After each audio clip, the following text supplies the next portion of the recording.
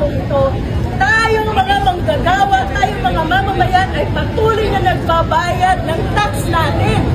Pero patuloy naman tayong niloloko dahil yung tax na binabayad natin, imbes na ibalik sa atin sa serbisyo, kagaya ng PhilHealth at maayos na edukasyon, ito ay inilalagay sa ayuda, inilalagay sa akap pangpamudmod ng mga politiko, lalo na si Speaker Romualdez na walang ginawa kung hindi mag-roadshow para magpamudmod ng akap. So yung kinikita natin, yung pinagpapagura natin, yung tax na binabayad natin, na pupunta para sa patronage politics. Nakakawala po ng dignidad. Kung maaari lang huwag magbayad ng tax, hindi po ba? Pero tayo mga manggagawa, walang choice.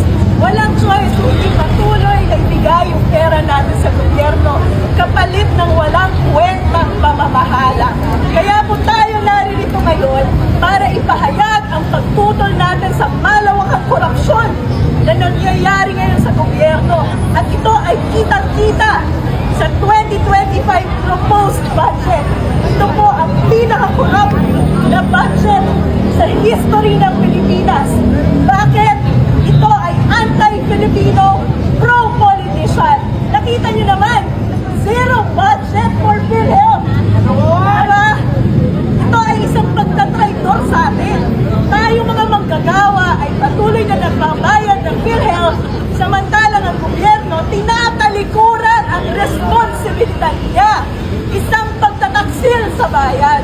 Nakita niyo naman, budget ng edukasyon, binawasan.